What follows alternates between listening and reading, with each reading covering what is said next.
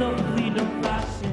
ci diggante marak mase bi julu li suuf seddee leen gaawantu dem mën naa am ci anam yu dëppoo ak yoon comme mën naa am si anam yu dëppoowul ak yoon ni ki niñ ko waxee waaye tout le temps dina am ñuy rëcc waaye bu ñu demee ba sa càppaandaw ga comme niñ ko junjee sànq si biir waxtaan wi lii ëpp solo wala lii finalité bi mooy dellusi ak teraanga mooy bi gën oser le retour am fulla ji am fayda ji loolu mooy téere bi nga xam ni Karunga Kamara bind na ko professeur moo ko préfacé donc si loolu la ñuy njëkk a sóobu ci yenn anam nga taxawee ne xaaral ma jël sama xalima ngir ñaax ndaw ñi ñu am sañ-sañu am fitu ñibbisee parce que tey su ma ko doon tekki pour mu gën a leer dama naan fitu ñibbisee waaw am fitu ñibbisee parce que saña ñibbisee voilà saña ñibbisee am fitu yi waaw parce que merci Khalifa oser le retour en fait ba mu koy bind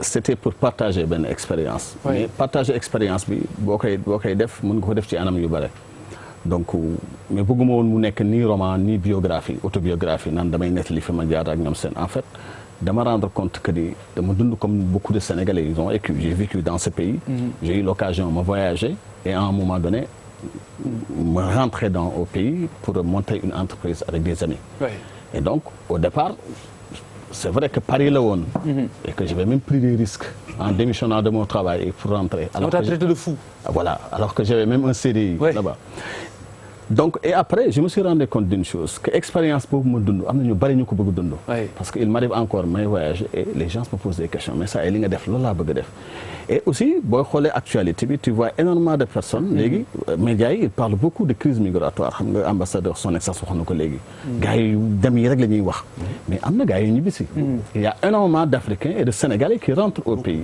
après de longues périodes de là-bas et am na ñoo nga xam ne ñu ngi foofu aussi et seen rêve le plus fou c'est de revenir dans ce pays mais daanaka ñemewuñ ko ils ont peur de le faire moo tax téere bi tudd ñeme ko oser le retour parce qu'en réalité pour man la peur c'est pas une fatalité en fait il faut savoir l'affronter d'autant plus que comme ni ko Bouba jundee léegi il y a des éléments surtout mantu ya nga xam ne boo ko jëlee en fait tu comprends réellement que ni en fait la solution muy ñibbisi surtout évidemment ñibbisi waxuma ñibbisi ne njëpte ci ñibbisi parce que ñibbisi choix la dem bi choix la toog choix la mais ñibbisi aussi choix la mais bëgguma mu nekk obligation en fait am na gars yi nga xam ne ils vivent des moments excessivement difficiles là-bas et envisager wuñu retour donc parce que bëgg ñu ñëw ak échec mais justement effectivement parce que wax nañ ko fi léegi pression sociale bi dafa metti xam nga wax nañ fi léegi yaay yuy dajale xaalis bi jox doom yu mu yóbbu wax nañ fi léegi effectivement natt yuy def wax nañ fi léegi kër gi gars yi xalaat ne voisin bi tabax naag ñoom seen këtt pression sociale boobu métti na métti yaay ba nga xam ni les gens fu toll nii pour ñoom dem bi moo gën a yomb ñibbis bi moom laay wax bu ñuy dem on part avec ce qu'on appelle le courage de l'ignorance parce que l'Europe c'est l'Eldorado da ngay dem nag taxañ xaalis ñibbi mais quand tu arrives sur place tu te rends compte que c'est pas aussi simple que cela après maintenant ñibbi bi si gën a jafe parce que yaa ngi naan du ma ñibbisee loxo neen et alors kay xaat di remettre à demain ba xëy suba effectivement voilà màgget wala am yeneen lu ci dal donc moo tax daal évidemment ñu bind kii bi ñu ci remercier encore le professeur je pense qu'il est encore beaucoup plus alors li son excellence wax léegi ci wàllu immigré bi nga xamante ne Youssou Ndour waayoon na ko dafa ni jom mooy tukki waaye fulla mooy ñibbisee yow mi vivre expérience bi boo doon articuler li wër fulla jooju lan la en gros en fait oui je l'ai même cité dans le livre dans le préambule même en réalité pour man lu ñuy tuddee les expatriés parce que man je préfère même le mot expatrié que immigré mooy xool ci bët parce que en réalité tubaab yi booy xool tubaab yi ñoom bu ñëwee suñu réew waaw doo dégg mu ngi ñuy wax immigré français wala immigré italien ils suñ tuddee seen bopp expatrié yi ñu tuddee ñu ay immigré quoi booy xool suñu expatrié surtout les expatriés Sénégal patrimoine lañu valeur bi les personnes ba tey xamaguñ ko parce que en réalité booy xool xam nga boo tukkee même boo amul xaalis jàng nga fa lu bare et que jàngat boobu boo ko indee si réew mi on peut réaliser énormément de choses donc loolu moo tax fulla boobu ñuy wax Youssou Ndour d'ailleurs j'ai cité Youssou Ndour dans le livre même d'ailleurs sax si exemple yu ma joxee wax naa ko fi léegi il faudrait que exemple yu joxee que les gens ñuy raconter leur légende personnelle il y a des gens qui partent de rien et qui arrivent à construire ici des empires xam nga ñoom Babacar Ngom ñu ngi fii Sedima ñoom énormément des choses de personnes. Youssou Ndour c'est le bokk parce que c'est quelqu'un qui a pu construire, moi je ne le connais pas wax dëgg yàlla mosuma daje ak moom mais effectivement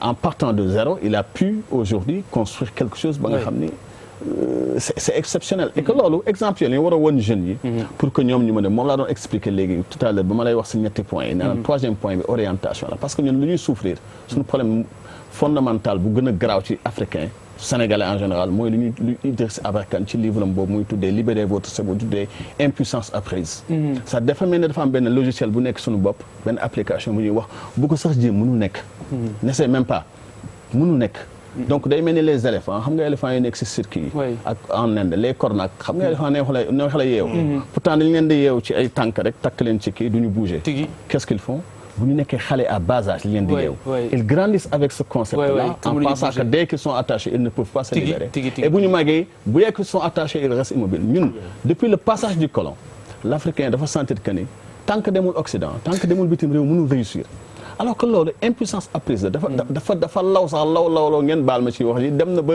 ci ay gars yi nekk ci réew ba nga xam ne bu seen jabar ëmbee sax dañu koy yóbbu bitim réew parce que yooyu yëpp ci genre complexe impuissance apprise la nekk donc yooyu il faudrait que ñu libéré wu ci déjà et bu ñu ci libéré wu ci loolu nag on comprendra que l'avenir appartient à ce pays et que impuissance apprise dañ koy transformer mu nekk puissance apprise moom laa na wax léegi c'est-à-dire qu'il faut que il y a des gens qui montrent l'exemple donc par exemple booy xool pendant des années les scientifiques ont pensé que nit mënul daw 100 mètres en moins de 10 secondes c'est pas possible mais en 1988 Ben Johnson à Carlis l'ont fait depuis il y a des centaines de personnes qui le font il y a énormément d'Africains qui reviennent et on doit faire voir ça pour que loolu mu inspiré ñen mais en même temps africains yu ñibbisi sénégalais yu ñibbisi aussi dañ leen war a yónni ci xale yi très bien ñu waxtaan ak ñoom pour dañ leen xamal en réalité que les possibilités sont là li ñuy wax fi affaire mindset la voilà tout à fait man non en fait man li ma ci yokk rek mooy comme complexe bi ñuy wax et tout ça xam nga nasaraan dañuy ñëw dugal dara suñu bopp ñun ñu am responsabilité génne ko tout à fait def si suñu yëfu bopp parce que xam nga nit ñi déjà je pense que zone yi nga xam ne ñi gën a génn ci réew mi foofu la ñu jógee je pense que am na benn travail d'anticipation bu ñu war bu ñu ko identifier bu dee xam nañ fi jógee il y a un travail de base à faire beneen bi moom mooy xam nga livre dafa am solo mais pour nga lire livre il faut nga mën a jàng absolument te livre bi junj la rek mais pour que mu gën a efficace je pense que matukaay yi ñu war a jël mooy li ma doon wax te matukaay boobu doo xaar ba nit ki ne am 25 ans nga koy doog a wax il faut préparer nos enfants parce que xam nga dafa am man si lu ma siy wax rek en dehors de réussite bi ngay def am xaalis wala tabax kër mais ñun nit da nga nekk si àddina déjà pour dund góor da nga nekk si àddina pour dund takk soxna am ay doom yar leen xam nga loolu dafa am solo mais boo demee 80% dañuy dem mais ils sont passés à côté d'une vie en tout cas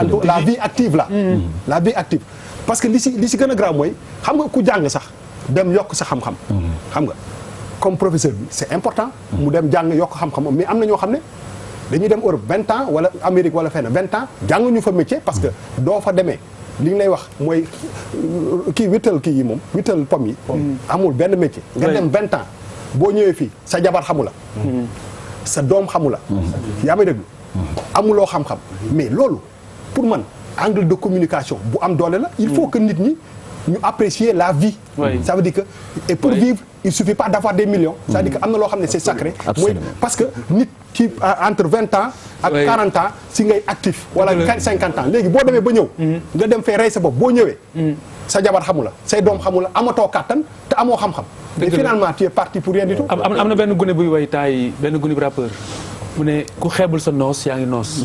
boo amee pinton. mais non xeebul sa noos boo xeebul sa noos yaa ngi noos. xam nga koy xamee. non c'est une belle chanson. Khalifa dama lay wax dara Khalifa est-ce que mus na la dal. lan si. nga yor sa oto di dawal. oui.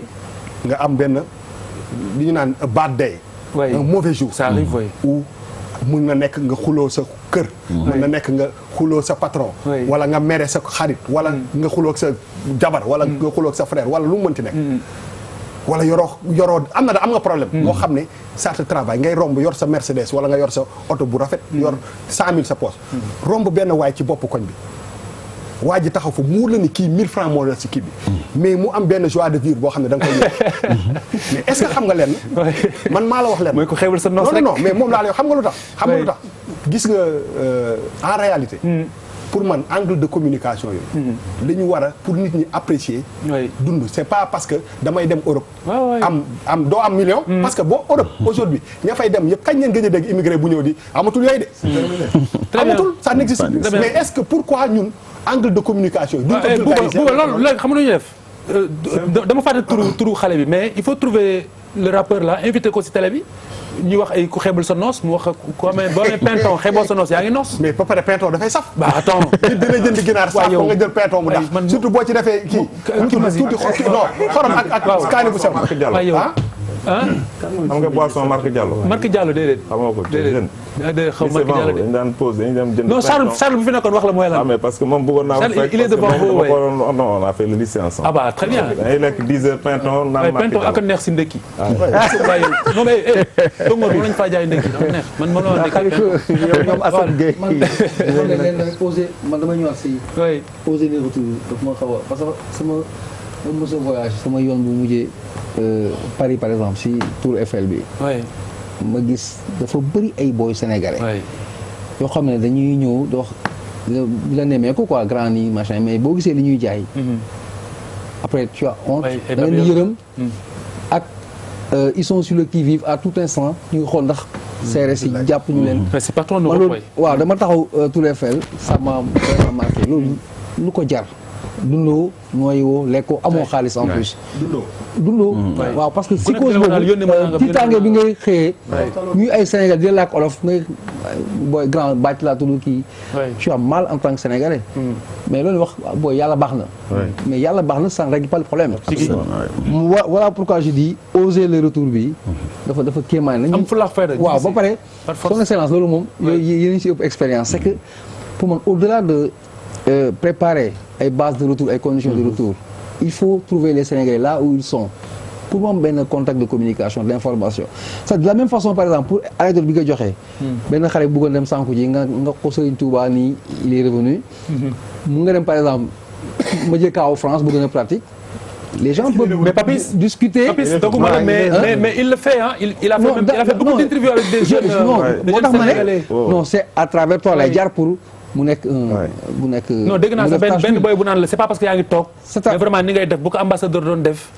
donc par exemple pour kaaw boy yi ma gis ñu Tour Eiffel bi si les responsables doon dem di waxtaan ak ñun directement. xëy na dañ si récupérer ñu bari ñu bañ am complexe mooy pression sociale boobu. ay ñu waaj ñëw na andiwul oto andiwul veste mais Sénégal yi tamit ba pare léegi Sénégal yi. am na benn yeewu boo xamante ne. àdduna dafa changé. dootuñu la xeex parce que da nga dem. waaw nañ ne booy bi il a essayé il n'a pas réussi après nga lancé aussi. si yeneen en attendant yàlla di comme on dit yàlla di ñëw quoi sachant qu'il faut faire quelque chose. mais juste je précise à Papis que yow da ngay dem vers les jeunes sénégalais gis naa interview yu bari yoo xam ne yow sa bopp yaa ko def. et les jeunes lui disaient notamment c'est pas parce que yaa ngi toog waaw non damay kii mu nekk c'est pas parce que yaa ngi toog dafa ni excellence c'est pas parce que yaa ngi toog mais bu autorité sénégalaise doon def comme yow kon passé nañ fii. en fait bon c'est vrai que Madrid y a beaucoup de travail là-bas. oui là-bas maa ngi au passage may nuyu waa Espagne. oui di leen wax ñi ngi ñëw léegi. très bien alors professeur. mais di leen jox message rek balaa ngay dem may rëcc. man j'ai eu quand même une chance. bala may nekk ambassadeur d'abord j'ai vécu au Niger. au Niger 6 mois laa fa waroon def nee naa la. donc 2003 ba 2013. mu neex rek nga toog maa yoon foofu. donc j'ai vu ces choses-là. voilà et il y avait pas de solution parce que voilà il y a pas de cadre xam nga consulat honoraire. moi j'étais consul honoraire amuloo budget. waaw et d'ailleurs les consuls honoraires. en principe on aurait dû prendre un Nigérien. nommé ko consul honoraire. voilà mais comme ñun la taille de la communauté sénégalaise elle est importante rien qu'à Niamey il y a 2500 minimum de Sénégalais. voilà c'est ça qui a fait que à un moment le choix a été de mettre un Sénégalais donc man comme ça je me suis retrouvé dans une situation où soit tu fermes les yeux. Ben après tu fais comme tout le monde man secteur privé mooy sama liggéey. mais à un moment c'est pas possible quoi. Khalifa c'est pas possible suñuy doom la ñu. voilà et moi ça me fait penser à la notion de solidarité xam nga ñun Sénégal il faut que ñu développer générosité. voilà tout ça ñun waruñu am problème mu dem di wuti mais on a des gens qui ont de l'argent dans ce pays là. xam nga les bourses familiales. moi je me dis pourquoi est-ce qu'on ne crée pas une banque qu'on appelle bourse ou une agence de solidarité. et puis ku nekk yow sa salaire chaque mois nga joxe 100 fii le gars qui gagne Baratal que je salue au passage un grand Sénégalais et là ça a fait appel à beaucoup de choses mais ñu développer solidarité ça se voit que Yakhya Sall yéen a bokk école ñu développer solidarité non mais ça dépend que Yakhya Sall ñoo bokk école ñu développer solidarité et dernière chose mais vraiment dernière chose gis nga li ñuy wax ni yëpp migration il y a à boire et à manger dedans problème c'est que angle bi ñu koy jëlee moo baaxul. xam nga qu'est-ce qu'on fait avec la migration. on fait de la gestion de la crise migratoire. xam nga lan ngay dégg crise migratoire. on gère. mais non il faut sortir de la gestion il faut de la gouvernance c'est-à-dire migration da ngay teg ay système pour gouverner ko. def ay politique xam nga il faut qu'on ait une politique migratoire. c'est-à-dire Sénégal dañu war xam kan mooy dugg d'abord. merci c'est prof qui a la parole mais place ta virgule. non virgule bi rek mooy que xam nga fii moom. li grand bi wax que ni bu ñu créé bourse boobu. ma ne ko de toute façon ñi nga xam ne bon en tout cas bokk ma ci mais ñi nga xam ne yor nañu kii nit ñi ña ngi fay dem bu baax moom bul sonal sa bopp parce que réew mi. gars yi déjà waaw mais nañ ko organiser Bouba nañ ko organiser. waaw mais non mais et puis daf lay libérer. non mais d'accord mais kaay ma wax dara de. ñi nga bokkal rek bu ñu ñëwee. organisation bi ñoom ñoo ci jiitu. mais est-ce que Bouba jéem a créer benn banque ba nga xam ne mooy capitaliser. envoyé nga xam ni moom lay immigré yi di envoyé chaque comme moom la les transferts d'argent là nga xam ni c'est des kii internationaux ñoo koy jël xaalis boobu nga jël parce que c'est plus de 1000 milliards que les immigrés envoient chaque année xaalis boobu bu ñu ko jëloon léegi par exemple mën na financer énormément de projets parce que les gens qui reviennent ont énormément de problèmes pour accéder au financement c'est ça le plus grand problème que nous avons. Professeur, vas-y.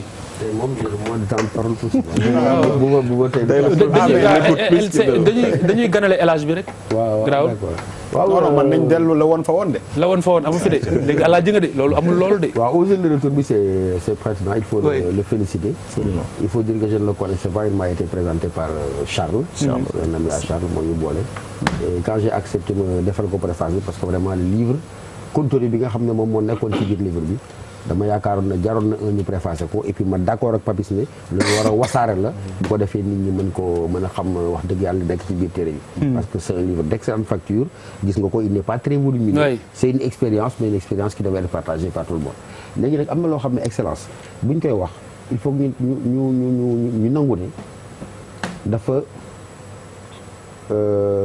am benn contradiction boo xam ne ci lañ installé wu xam nga yaa ngi wax gouvernance migratoire sortir de la gestion man j'ai dit gouvernance tout court parce que nous-mêmes déjà parce que boo ko xoolee les problèmes yi nga xam ne moom lañ gis ñu tax ne moom mooy dem moo tax xale yi dem en réalité boo xoolee pap nañ doon dundee ñun solution ba mu nga fa woon déjà c'est juste parce que boo fekkee da nga jël li nga xam ne ñun mooy suñu héritage spirituel boo demee Kër Baye Niass Kossy boo ñëwee fii Jàmmalaay boo demee Ndiassane boo demee Xelkom benn modèle la jàng liggéey béy tigi ca tool yi donc je crois que maa ngi koy signaler foofu naan pendant que tubaab yi daw di ñëw tey looy dégg fii les chinois les turcs les x les y pendant ce temps ñu dem fële maa ngi rappeler je crois la métaphore du professeur Cheikh Anta Diop naan l'Afrique comme un mendiant assis sur une mine d'or je crois que ça suffit à régler mais bi ñu ko buggee régler il faut que ñu dellu siwaat ñu am ay orientation politique yoo xam ne dafa méngoog lu ñu doon parce que modèle yooyu ma la wax nii nga xam ne maa ngi jox benn exemple ne même école nasaraan ba muy soog a implanté wu dafa inspiré ci tradition agricole boobu bu ñu jàngaloon xale ba ca l'école booba toujours amoon na place boo xam ne dañ fay béy ab jardin absolument xam nga jamonoy internat donc yow la nga doon béy ci jardin ba la ca ëpp genn wàll gi dafay ñëw dugg si ci plate bi nga xam ne moom may ngay lekk leneen li yow pour te décomplexer parce que bu dee Xelkom la bu dee feneen la da ngay dugg ci àll bi toroxlu yenu mat fii dañ lay jox ay tamaate ay konkoom ay nangam yow nga ne elew nga dem jaay ko ci marché bi ñëw donc bu fekkoon modèle boobu dafa wéy du am benn rupture entre valeurs yi ñu enseigné à l'école ak yi nga xam ne moom la ñu dugg ci société bi ba muy sécréter gàcceeku dem béyi keccax plutôt jaayi keccax ou wala dem béyi nangam et avoir des diplômes donc je crois que le débat il est plus fort Ça veut dire que la question migratoire, elle nous renvoie à ce que nous sommes. Hybridité bi ñu nekk. On n'a pas assumé notre sortie de la colonisation. xam nga Achille Mbembe xam nga ko. Sortir de la grande nuit yaa ngi koy fàttali gu téereem boobu bi bind at yële. Mais li mu ci woon rek mooy paradoxe bi may wax ni. Sortir de la grande nuit mooy lan. Ça veut dire que toutes les conditions étaient réunies. pour que nga paralyser wu. mais yow da nga war a jël li nga xam ne. loolu mooy sorti colonisation bi. nga transformé ko en une force dynamique. mais pour mu nekk force dynamique dafay wéeru ci ki nga doon. très bien encore une fois. amul kenn koo xam ne ci réew yu jël en modèle yëpp. dem na te fondé wu ko ay tradition millénaire et ancestrale la. ñun nag dañoo wàcc suñu ànd. te ànd bee waruñu ko. donc ñu ngi en ligne ak Badara Faye de Paris. immigré daanaka 94 ba nga di mu ngi foofu alors Badara salaamaaleykum. Allô Badara Faye Alioune Badara Faye comment ça va ça va bien alhamdulilah alors donc bu dee jot nga dégg waxtaan wi sinon li nga xamante ni moom mooy solo bi rek ci ñaareelu xaaj bi mooy lu jëm ci wàllu ñibbise bi ginnaaw ba yàgg ngeen ci réew moomu xëy na ñu ñenn si yéen sanc nañ fa ba am fay jaboot ndax gis nga ne li ñu ne fulla jooju mooy tax a dellusee est-ce que yaa may dégg. Oui, Khalifa, tu peux répéter parce que tout à l'heure, je n'ai pas entendu, j'ai pas bien entendu. Voilà, très bien, très bien. Bu dee da ngay déglu ak sa téléviseur da nga koy fay comme ça nga déglu ma ak téléphone bi. Ça va être plus direct. Donc li may laaj mooy le thème fu mu nekk nii central mooy oser le retour maanaam sañ a ñibbisee ndax gis nga ni état psychologique wu ñi nga nekkal foofu bokk na ci lu mën a intégrer loolu concept boobu dellusi bi. moom d'abord. Papis ne a commencé par vous-même. Badara ñu ngi lay déglu. Oui, Khalifa, je te remercie déjà, je te remercie et je te félicite de l'émission que vous faites avec vos. Oui, en wolof waaw léegi wax si olof s'il vous plaît. nee na ñibbisee góor prof nee na ñibbisee góor. L'accent parisien est bien présent. Oui. waaw dafa am benn aspect rek bu ma bëggoon a aborder Khalifa. Tout à l'heure j'ai entendu dégg naa waa ji di wax ci affaire immigration. Moi je rappelle tout juste que moi en 86 déjà j'étais à Gao maa ngi woon Gao. Gao waaw 86. waaw Gao xëy na ñoo ñu toog ci plateau bi war nañ ko xam quoi man en 86 maa ngi woon am ay 16-17 ans yooyu quoi. mais déjà à l'époque ay milliers Sénégalais dañ fa daan jaar di dem jaar ci désert. man temps j'étais très jeune te je me rappelle quoi. donc affaire bi du affaire wu léegi quoi ça fait très longtemps que ça dure ce truc. man nag lu ma jaaxal ci Sénégal mooy le serpent passe et après les gens commencent à taper dans le vide quoi te loolu vraiment dañ ci war a aspect la boo xam dañ ci war a jóg. parce que pour moi l'immigration avant tout dafa nekk affaire boo xam ni du question sax société affaire gouvernement la. je fais la part des choses parce que pourquoi ma cité loolu parce que mooy que ni Sénégal da ngay gis déjà ñu nekk ci politique bi ak ñeneen ñu nekk ci ay affaires administratives ak yu mel noonu. dañuy am xaalis facilement. dañuy am xaalis facilement et ñun jeunes yi temps yii dañ koy gis te ñun pour ñu tolloog ñoom dañu war a dem wuti xaalis quoi wuti xaalis. et immigration man li ma ci mën a wax. mooy que ne man ça fait des années ma nekk en France. maa ngi ciy liggéey di fay sama impôt di fay samay taxes tout ça donc am naa aussi certaines idées de dama am naa ay xalaat ci façon immigration yi fi am. actuellement fii am na ci ñu bare ñoo xam ni samay compatriotes yi ma ci en tout cas yoo ci rencontré man en France. oui ñoom problème bi am mooy problème Sénégal ñu ngi problème comme ni ma ko waxee au début quoi parce que dañuy gis yoo xamante ni système boo xamante ni dafa nekk en place kenn jëm ci def benn effort. pour mu jóge fa quoi mooy wutu xaalis bu am xaalis bu yomb bi noonu ci politique bi ak tout ça te loolu vraiment affaire la boo xam ni dañ ci war a jóg nag. mais ñibbise bi mais est-ce que ñoom dañuy appréhender ñibbise bi est-ce que dañ koy ragal. pardon. est-ce que ñibbise bi lu ñuy ragal la wala lu ñu ñeme la.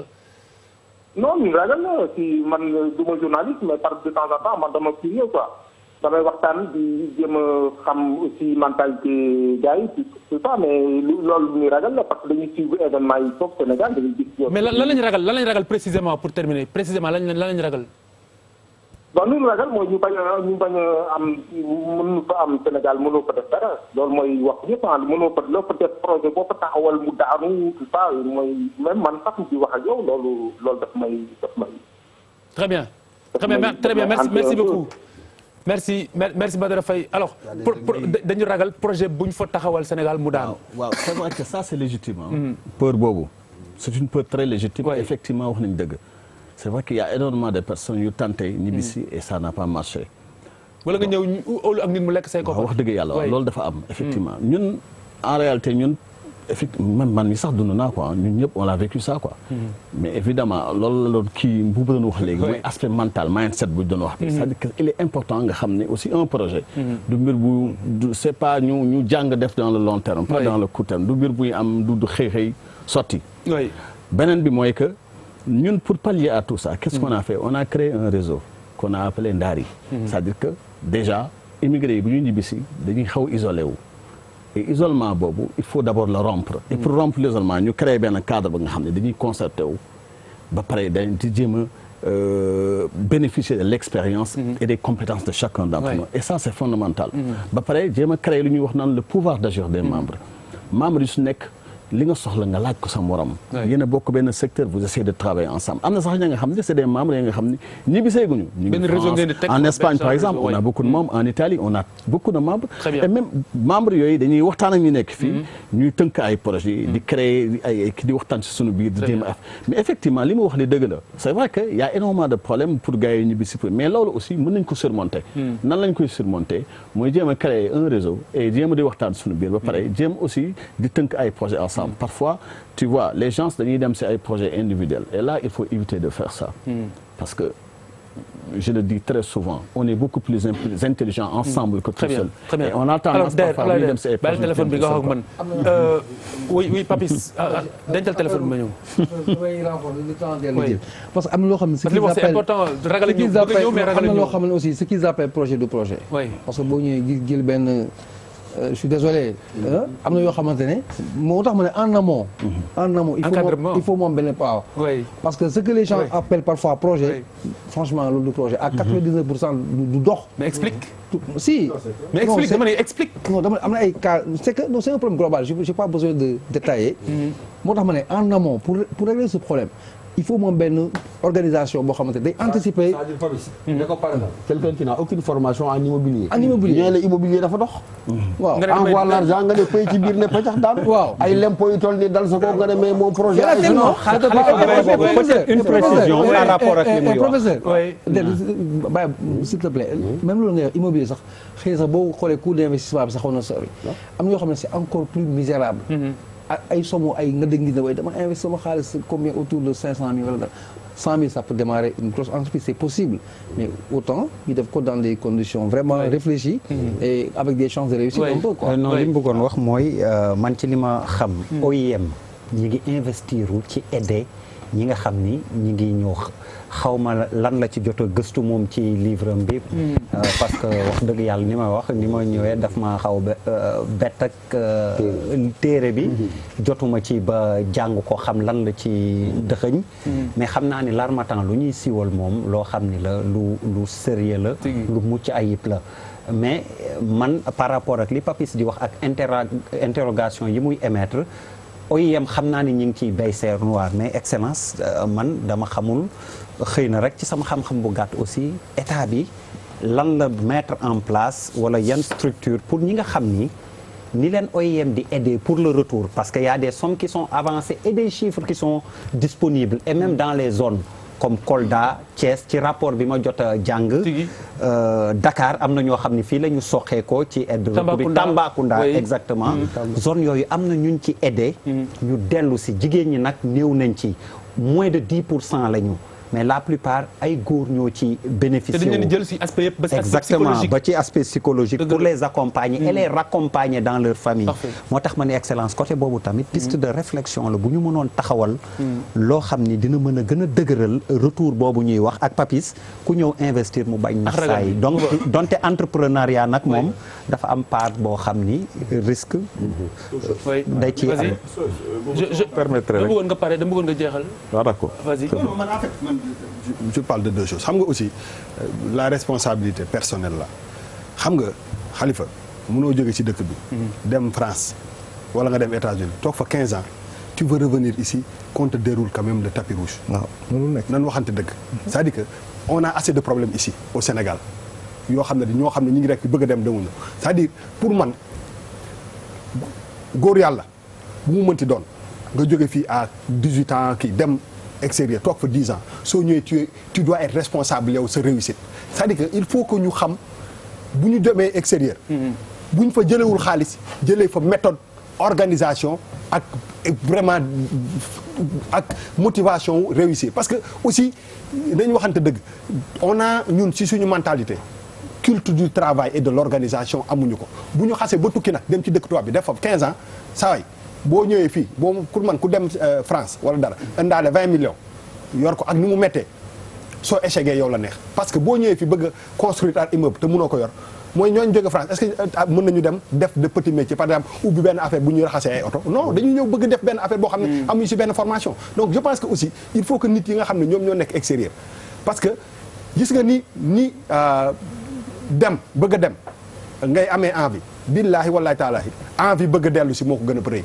ñun ñii quand même on a fait l'immigration ñun par exemple man sama gars yi may seetaan nii ña nga xam ne ñoo fa nekkoon depuis bu yàgg mais saa yi ñuy tëdd guddi mais déggoo ma ne la xalifa xoola billaahi wallaahi taala non doo ma déggoo ma de dama ne la ña ne foofu lu nit xeex pour dem fii billaahi ñoom ñi ngi xeex lu ëpp pour ñibbi si parce que saa way sa réew dara dàq ko donc il faut ñu ko léegi nag nit ki loo munti def dala koy jaral bu la jaralee nga jël ab gaal risqué sa laay dem ba fële saa waay ngal la booy dellu si fii yore as tuut nga la gala nga teg sa bakkan ba tout loolu ba mu jeex te loolu dafa am solo te loolu c'est personnel. waaw li ma ci yokk rek mooy que l'expérience de Karou qu'il en parle moom il est venu il s'est battu à partir de rien il a investi il se bat donc ça veut dire autant et je continue à me battre voilà autant am nañu gëm ne l'échec est une fatalité lui dans le livre et dans son vécu il montre que l'échec n'est pas une fatalité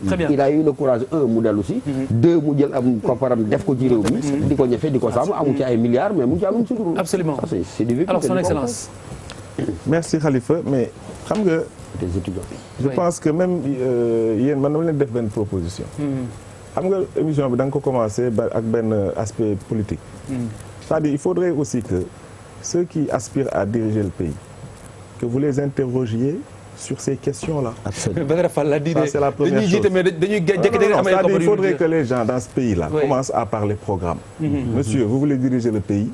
Oui. Quelle est la politique migratoire que ngeen déglu. bàyyi xastante bi ak. ñu bàyyi débat futile yi. ça c'est benn. absolument beneen bi mooy damay tontu DER. Organisation internationale des migrations moom mooy saytu au plan global. wàllu humanité mais xam nga ñoom. au début mais seen mission dafa glisser. au début en général et puis may saluer liggéey bi ñuy def. liggéey bu am solo. le bureau de l'OIM au Niger. bi ñu koy doog a ubbi 6-7 ans ci ginnaaw. Il y avait 6 personnes, y compris le représentant pays. Actuellement, il y a 300 collaborateurs, sans compter Agadez. Ils ont des centres de... Agadez, il y a un centre de transit qui fait 5 fois... Bref, c'est une mission. Et c'est là où nos États aussi doivent revoir l'État du Sénégal mi ngi ci. Parce que loolu laa bëgg wax, c'est-à-dire qu'il y a une politique migratoire. État mi ngi bind politique migratoire au Sénégal. Et ça, je vais te dire, Khalifa, man dugg naa fu nekk, il n'y a aucun pays qui est aussi avancé que le Sénégal sur ce point. Même si on a encore beaucoup de choses à faire. Parce que tout est urgent. Oui, très bien. Ça, c'est la chose. Je reviens sur Khalifa une chose. Oui. C'est un problème de gouvernance. Oui. Du mot yokk migratoire wax na ko. Mais gouvernance migratoire. Migration dafa ëmb lu bëri. Très bien. Xale yi cette histoire de entreprise xam nga entreprise. mais entreprise c'est un processus de génération de croissance. doguma la de mais yaa ko wax nee nga dafa am lu bari. donc bu ñu ko toppee fi la ñoo finance su defal naa ko c'est-à-dire la contrainte d'efficacité économique. moo tax après boo ñëwee créer centre bi day daanu. li mu ëmb bari da ngay li nga mën a créer. tigi walaay dëgg la alors Karunga dund nga ko. def nga ko bind nga ko. léegi lan ngay wax li Badara Faye mujj wax léegi nii. que dañu bëgg a ñëw mais dañu ragal en fait. ils ont peur. waaw mais li may wax Badara rek mooy de ne pas avoir peur ah. faut pas avoir peur de rentrer parce que pour man moom laa doon wax sama benn xarit quoi effectivement. parce que ba may ñëw effectivement il m'avait dit mais tu prends un risque. ma ne ko tôt ou tard damay ñibbi sama réew. soit ma demee fa sama sago wala ñu dugal ma ci kees yóbbu ma donc je préfère bu ma fay dem ma demee fa sama sago yaa ngi dégg beneen bi mooy quoi qu'on puisse dire aussi aujourd'hui c'est vrai que booy seetaan actualité yi ngay déglu suñu politiciens yi tu as l'impression que tout va mal. Oui. Alors que il y a des opportunités dans ce pays. Il faut les saisir. Mais il faut venir les saisir. Xam nga aujourd'hui les gens te parlent c'est vrai il y a énormément de problèmes dans l'immigration. Ambassadeur wax na ko et que gestion bi aussi war nañ ci gën a kii. Je pense que wax na dëgg ah. Même nos candidats doivent parler de parce que ces problèmes-là intéressent beaucoup les Occidentaux. Tu m'étonnes. Mais tu sais que le livre là man j'ai participé au salon international du livre de Turin. Ils m'ont invité c'est un salon nga xam ne moo ëpp sax foire de Dakar. Avec tous les éditeurs. Oui. J'étais ébahi parce que xaw ma woon ne sax lu tax ñu invité ma nekk parce que ces questions les intéressent. Absolument. Mais pourquoi ça intéresse moins non c'est que Karunga li ngeen di wax am na si réew mi parce que man gis naa guni gu jàngi Angleterre am MBA. ba ñibbisee. en attendant muy utoom xëy mu commencé bind projet. pour raxas ay oto. avant muy taxawal projet bi yàlla may kam xëy. te bu ko neexoon bu demee ba taxaw. mën naa àggale projet bi. waaw mais yooyu yëpp xam nga lu ñu jàng la. xam nga pour revenir un peu sur les problèmes xam nga aujourd'hui boo demee les immigrés ils te parlent des problèmes des voitures. la oto yi ñu dugg dañ koo war a bàyyi ak ñoom seen. ils te parlent des problèmes de retraite c'est vrai que c'est un problème. oui am na gars yi nga xam ne dañuy yor seen retraite par exemple en Italie. bu ñu ñibbisee duñu mën a jot seen retraite. moi j'ai personnellement on en a parlé ici. oui j'ai personnellement discuté avec monsieur Sori Kaba mu ne ma l'État est en train de régler ce problème là parce qu'en Italie ils ont énormément ce problème.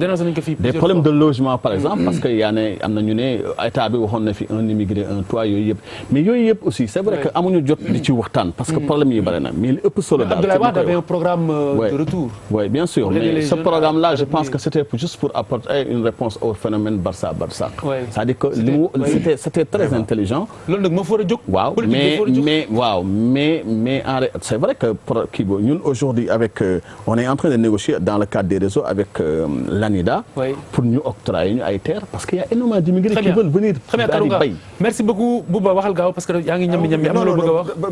Badu mi woote woon c'est-à-dire que d'accord xam nga d'accord ma c'est-à-dire que dañu bëri ay Sénégalais yoo xam ne bu ñu jëlee avion bi dem fay yii Sénégal dafa métti je ne sais pas Modou mi jóge woon fii dem Paris mooy Modou mi war a dellu si fii ñafe ak Sénégalais yi jéem ci génn loolu am solo dafa am loo bëgg a wax en fait pour li immigration intéressé tubaab yi mais immigration dafa nekk source de division ci communauté européenne actuellement nekk une thématique centrale dans tous les pays du monde aujourd'hui fan ngay nekk extrémiste nga droite loolu moo tax mu leen di intéressé donc ñun ils sont en train d'anticiper sur ces problèmes ñun aussi waruñu toog ba ñoom ñu régler seen problème par rapport à l'immigration ñu toppat encore seen ginnaaw di daw ils sont intéressés c'est pas désintéressé c'est pour leur propre intérêt ñoom absolument voilà c'est pas pour les Africains c'était juste bon avant de conclure je voudrais quand même saluer quelques personnes si vous me le permettez waaw bu ñu jeexal ñu tàggatoo def ay dédicaces voilà dédicaces ak ñu demee noonu quoi parce que bon parce que d'habitude c'est Charles qui fait les dédicaces mais comme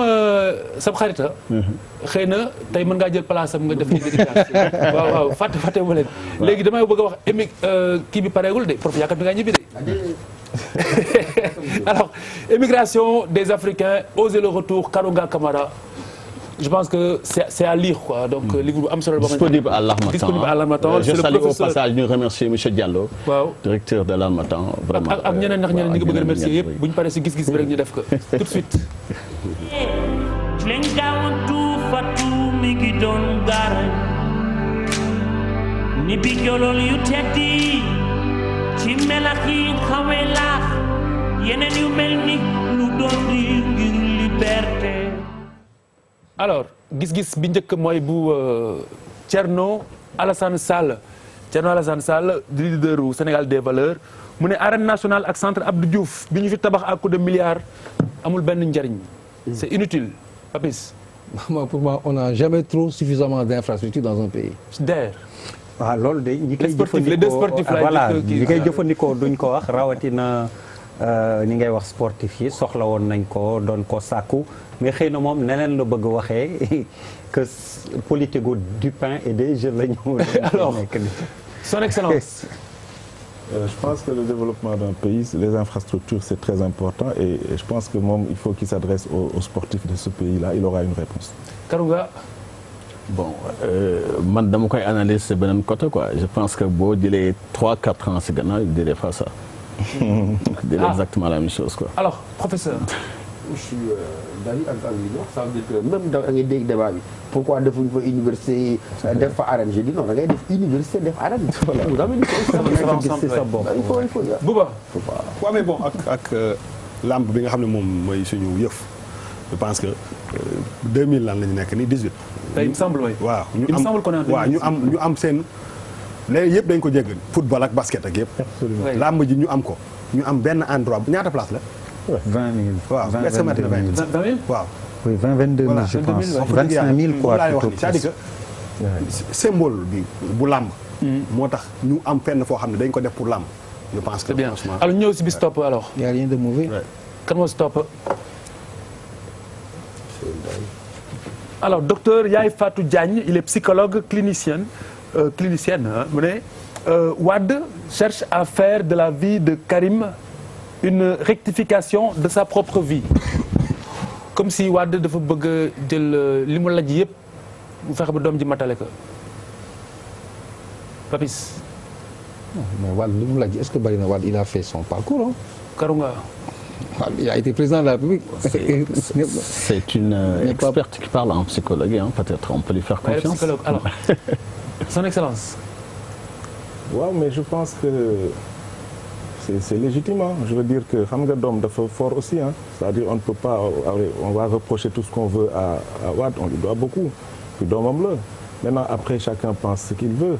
C'est peut-être ce qu'il a pas réussi dans sa vie finalement. On ne peut pas tout réussir.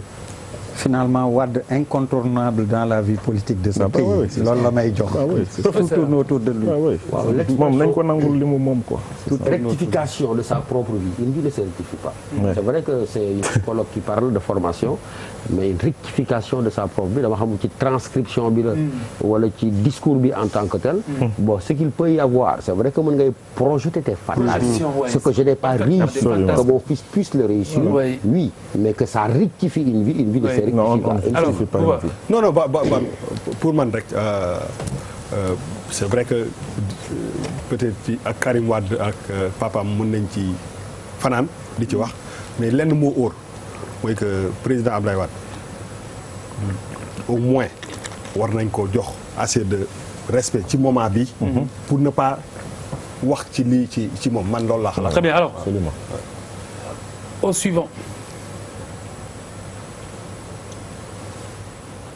C'est qui Moussa Dembélé il est économiste mu ne ay bourgeois une bourgeoisie qui a lié son sort avec le capital étranger se partage les revenus de ce pays maanaam ñoo xam ne daal yàlla baaxee na leen ci alal ay bourgeois yoo xamante ni dañu tënk seen bopp ci koppari bitim réew ñoom ñooy séddoo dañu tënku bokk ci alal bitim réew ñoom ñooy séddoo koppari réew mi ci seen biir maanaam ñu lëkkaloo ak le capital étranger dis ñooy séddale richesse réew mi ci seen biir.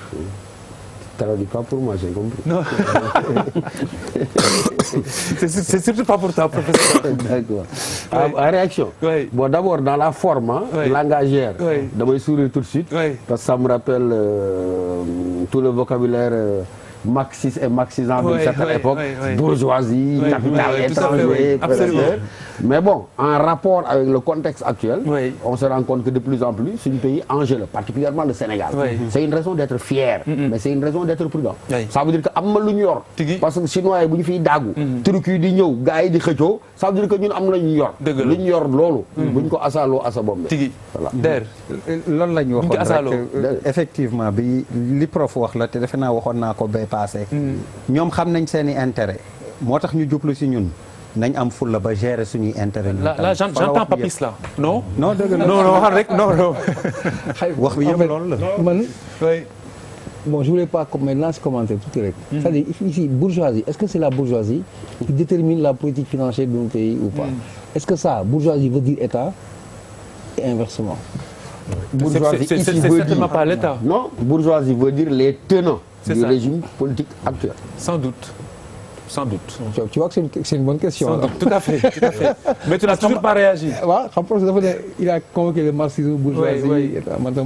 C'est quoi? Est-ce que la bourgeoisie est assimilable à l'État ou pas? Mais ba tey tontu woo. C'est le gouvernement. ba tey waxoo si de. Parce que c'est eux qui ont les moyens de. Les moyens. Mais c'est que prof ba tey Papis. En d'autres termes, c'est le gouvernement du Sénégal. Mais c'est qui très gère clair. Mais ba tey waxoo Papis. Ba tey commenté woo. Non, je passe. Son Excellence. waaw mais man je pense que en Afrique de façon générale au Sénégal. On a un problème avec les riches. Oui. Mais il faut une bourgeoisie dans un pays. Il faut créer des riches. Bon, une bourgeoisie, je ne sais pas trop. Non, je termine. Enfin, moi, je trouve ça un peu... Il faut créer une bourgeoisie. Seulement, il faut de la solidarité. Il faut de la générosité. ñi am alal. Je reviens à mon idée de bourse dañu war a dimbali nit ñi fii ndóol waru fi am. Khalifa. Sauf votre respect, créer des bourgeoisies, ça me pose un petit problème. Bourgeoisie, allez, on l'appelle ça comme on veut, mais des gens riches qui repartagent l'argent. L'argent, l'économie, da nga koy redistribuer. Ko amul nga dimbali ko man foofu laay waxee. Donc moi j'ai pas de problème avec le bourgeois. Bon. Encore que. Non, pour man peut-être buy wax affaire bourgeoisie mooy ñi nga xam ne ñoo toog ci fauteuil wala ñu yor peut-être. Responsabilité moyens de production. Voilà lenge te pour man li am c'est pas clair. li am solo ba am solo rek mooy quelque agalil bàyyi ko mu agali quel que soit lenge bi nga yore ak kii bi nga yore ak big bi nga yore di xalima bi c'est-à-dire que ton implication personnelle bu duggee ci biir rek je pense que daf koy jox raison quoi et je pense que en Afrique quand même il faut qu'on se dise la vérité ce qu'il dit là dafa nekk benn maladie mu nekk Afrique c'est-à-dire alors Karunga j'espère que ce ne sont pas les bourgeois de Brel. Non mais en tout cas ce qui est sûr mooy aujourd'hui ça revient un peu à ce lu ñu doon waxtaan léegi je pense que les défis de ce siècle se jouent en Afrique et effectivement je pense que les Européens les Occidentaux l'ont très bien compris. C'est pour cela que ce ne sont pas les bourgeois de Jacques Brel j'espère. Les bourgeois yow mi xam wooy woowu tekki ko déglu nañ ko waaye ñu ñëw si bis topp pour terminer on va terminer avec les sports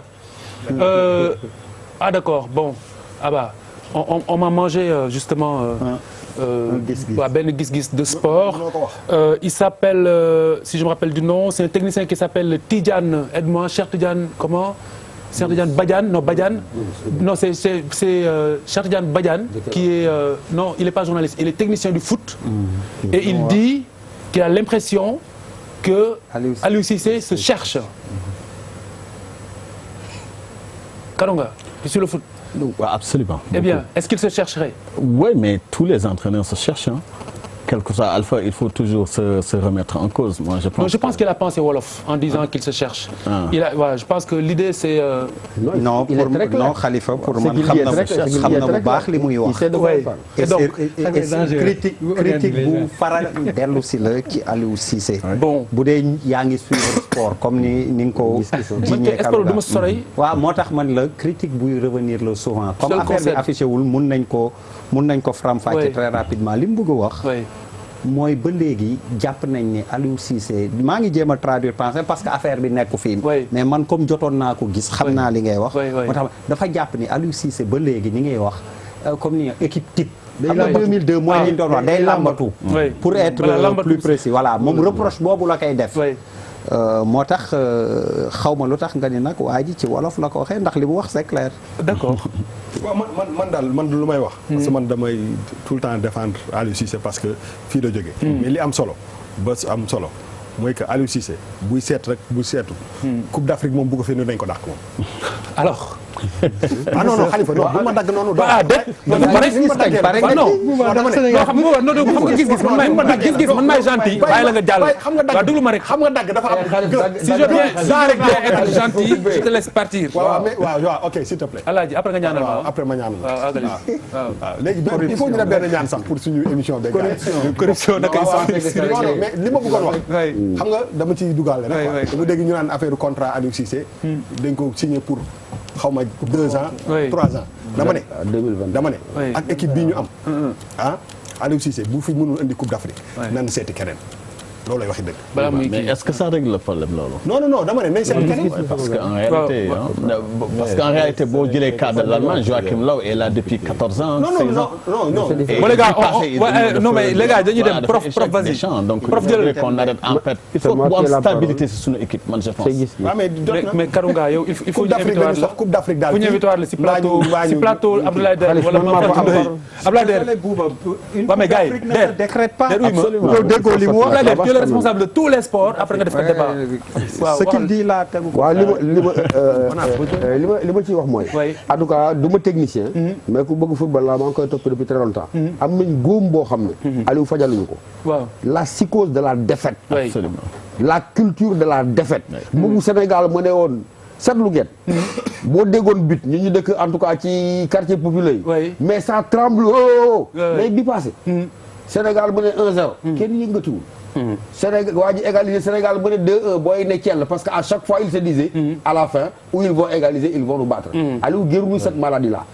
Babacar culture de la victoire. Babacar Ndour viens par là ak Ndeye Dialé Dieng venez les gars son excellence dina wax en attendant ñoom ñu accès son excellence loo si xam si football bi. non man li ma bëgg wax. venez par là venez derrière. c'est que venez ici au Sénégal il y a 15 millions d'entraîneurs. oui. mais xam nga pour man l'essentiel est ailleurs. Il faut qu'on arrête de se tirer dessus. On a un gars de chez nous qui se bat. Il faut mu xeex. Parfait. En Russie coupe bi day ñëw voilà. alors 2019 on l'aura. coupe bi foo mu ñëw. Viens. Vous l'encadrez. Viens t'asseoir. Assois-toi là. Tu n'as pas coupé ton micro. Kay toog. Ça c'est un honneur que tu fais. C'est mon étudiant qui est venu me voir ce soir. Babacar Ndour ak Ndeye Dialé Dieng. Babacar. Diouf. Je vais te laisser dire au revoir.